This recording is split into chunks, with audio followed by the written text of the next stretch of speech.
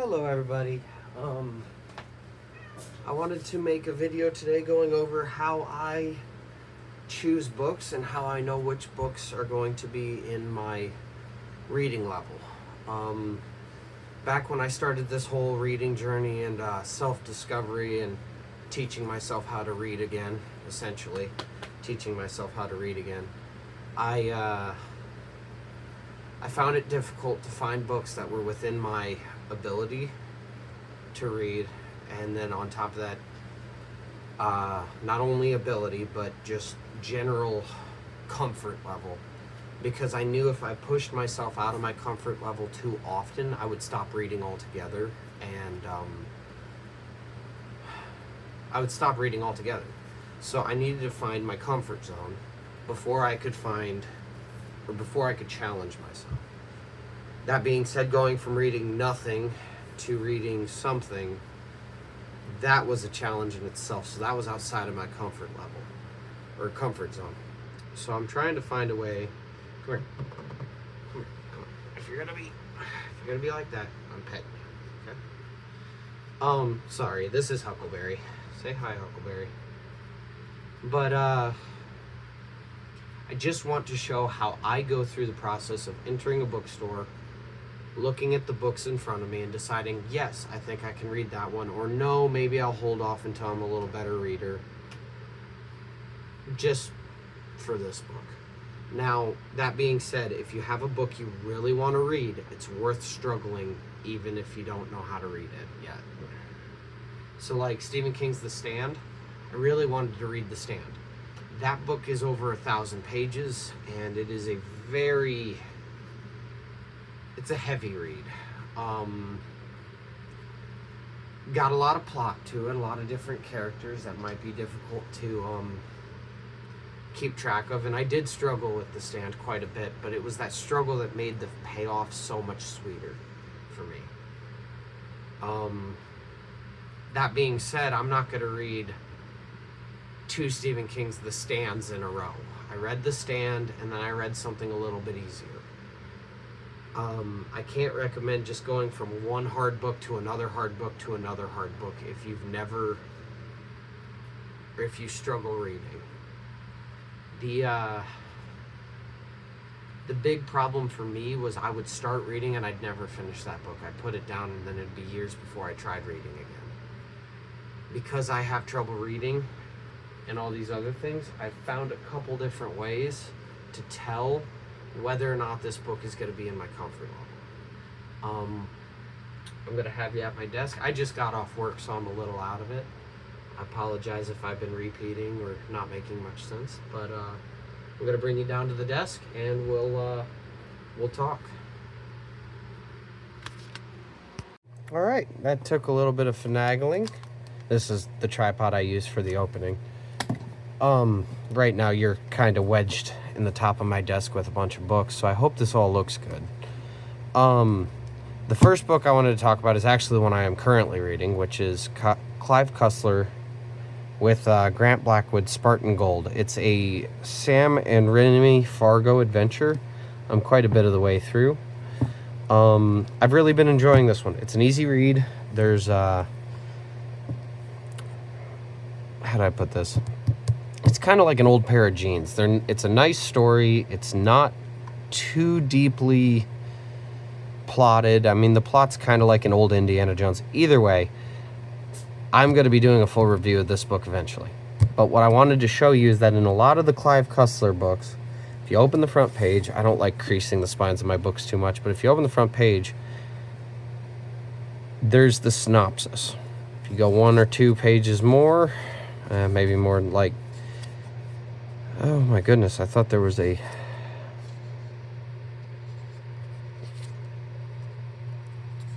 Yes, here we go, prologue. There's a prologue. It has nothing to do with the story other than kind of setting it up. It can be skipped entirely. You can read the rest of the book and it's fine. But if you want to get a feel for what the book is going to taste like without ruining the plot or reading the first couple pages, you can just read the prologue real quick while you're standing in the bookstore, or at least a page or 2 of it. I don't always do this, but I usually like to read a little bit of the book. So sometimes I'll flip it open just to the middle and read a paragraph or two while standing in the bookstore, just so I know, okay, that wasn't too difficult. And then I can kind of see the author's writing style. See if I'm okay with that, because sometimes I find that with first-person books, I have a little more trouble reading through them. Like I just finished the first Jack Reacher. That one I had a little more trouble with, but I didn't mind it. Either way, Spartan Gold, I would recommend it, at least this far in I would. It's a very good book. It's easier to read, but I'll do a full review on this upcoming. The next book I wanted to show is actually my most recent pickup from a bookstore. I was in a local bookstore called Tales of a Bookworm. They do kitten adoption in the bookstore. It's wonderful. If you're on Pekin, Illinois, go ahead and go in there. It's awesome. You won't regret it. But they had this one for $5, so I picked it up. I've been wanting to read some of Webb Griffin. I believe it's Griffin. Yeah, W.B. Griffin. So when I picked this book off the shelf, I read the synopsis on the back. I then opened it and checked to see if there was a excerpt at the beginning. There was not. So then I flipped open to probably around here, and I read 2 paragraphs, probably to about here. I realized I liked the writing style, so I figured for $5 I'll give it a shot, because I've been wanting to read this author already. These books are mass produced. Look, coming soon to hardcover. That means it was printed in paperback first, assuming it wouldn't. These books are kind of just mass produced. This, Clive Cussler. I wouldn't put Lee Child, which is the author of Jack Reacher. I wouldn't put him with it, but like these books are mass produced for general consumption. It's just, that's what they are. They're meant to be read and thrown away, or read. A lot of these will have busted up spines. Just because people read them, they read them hard, and then they put them off to the side and probably never read them again. But they're worth reading, in my opinion. I have fun with them. Like this Clive Cussler one, I'll read some more of him. I may not read some more of the Simeon Fargo adventures, but they're very good. They're just solid stories. They're not groundbreaking. They're not, like, I don't think either of these, I haven't read this one yet, so I don't know. But neither of these are going to be considered classics in 100 years, but these are solid books to read. Another thing I will look at, and I did look at on this one, which almost made me put it back, was I wanted to know roughly the amount of pages in the book. You don't have to go to where the story ends, because I don't like reading the last page of the story, but if you go and look at the last numbered page of the book, you can see on this one, it's 770 pages. That's a long book for me. This one's, even Spartan Gold is a bit long for me at somewhere around 520 pages, 515 pages. That's a long book for me. But they're both accomplishable. Like I said, I've read The Stand. That's 1,000 pages, and the book is freaking massive compared to the size of these. However, these are all things I consider while I'm standing in front of the bookshelf still. So, first off, I read the synopsis to see if I like the idea or like the story in the book, or if I would like the story in the book. Then I read a couple paragraphs. I check the length of the book. Then I'll check the price, because if I'm not sure about a book, and I have done this, if I'm not sure about a book and I'm not sure I'm going to like it, or if I think I'm going to DNF it, and it's not one I want to read, or it's not one that's been on like my want to read list for a while, if it's too expensive, I'm not buying it, because it's a gamble. Ladies. Sorry, we just got a new cat and they kind of fight once in a while. Toffee. Good girl. I'm sorry about that. But I will put it back if it's too expensive. But as you can see, $5 for that ain't bad. I mean, it's a decent length book. It's an author I wanted to read. So, like, this all checked out for me. So after all of that, I kind of just stepped back and I thought about what I'm reading now and what I'm going to want to read next. And I think this would be a good transition. That way I know that not only does everything else check out? The writing style, the topic, all of that. It's not going to burn me out on reading consistently.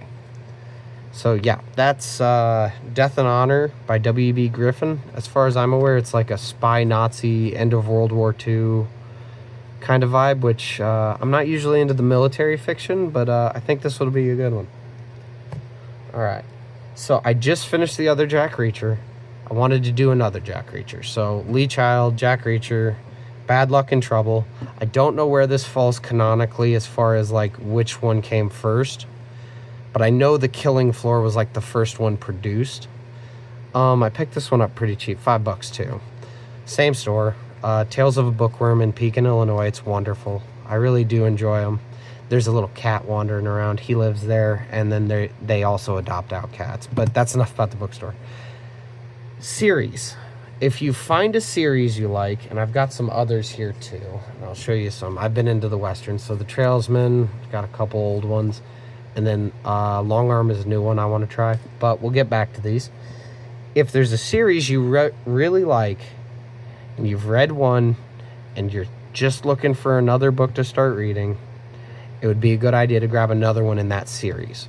Because these are all like episodic. I don't believe any of the Reachers really go, like once you finish one Jack Reacher novel and you go to the next Jack Reacher novel, nothing's going to carry over. It all is pretty much the same setup. He's a vagrant. He wanders through. He gets into trouble. He gets out of trouble. He finds a woman. Kind of that kind of vibe. So I know I could read the first Jack Reacher, and I did enjoy it. So I figured I'd pick up another one in case I want to read it. Have not read this one yet, but the synopsis sounds pretty good. Series are always a good one to pick. Again, I read the synopsis on the back. I always check the front because sometimes they have not in this one. So I must have gone in here. Or actually, I don't think I did it on this one because I've read the other one in the series. But you can read a paragraph or two. Tell if you like the writing style. Tell if you like the vibe. See if there's any big warning signs. Like if there's a ton of big words in there, I'll put it back sometimes. Other times I won't. But yeah, if you have a series that you like, and there's tons of series out there, there's one for you, I'm sure. There's tons of romance. There's action adventure. I would say this is almost male fantasy meets action movie. These. The Clive Cusslers are gonna be more, a lot of them are around boats and water, but they're more adventure novels. Like this is about a husband and wife. It's an adventure novel. I'm gonna give you a full review of that eventually. I did check the length in this one. I remember thinking, oh, that feels thicker than it is. 499. Yeah, it just feels thicker than it is. But yeah, so if you like a series, maybe check out the next book in the series. Another thing I look for when I go into bookstores is shorter novels. Not this one. Shorter novels, like 200 pages or less. Like they're not quite Harlequins, but they're the same vein. Like look, 118. Like that's number 118 in that series. This one's 28. That's 215. I believe The Trailsman is on like 318 now. I like The Trailsman. There's a lot of sex in it. I get it, it's not for everyone, but I do enjoy it. It's kind of a trashy read for me. Plus, you can get these for like $1. This one was on the dollar rack, if I remember right. This one, they didn't. These are all coming from Tales of a Bookworm today. I don't remember the price they sold me. Oh, it's one of their old stickers. Tales of a Bookworm, $1.25. Like, you can get these real cheap. I'm pretty sure this was on the dollar rack.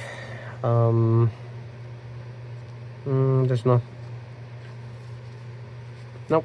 But, I always look for shorter books, because once I'm done with Spartan Gold, if I'm not ready to start another big book, I will just grab one of these short little episodic books, read through them.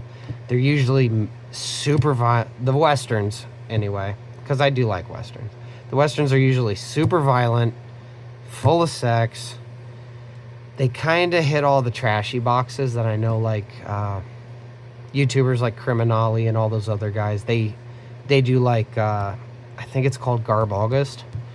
Now, doing stuff like that might be challenging for somebody like us that has trouble reading because of the quantity of books you have to read.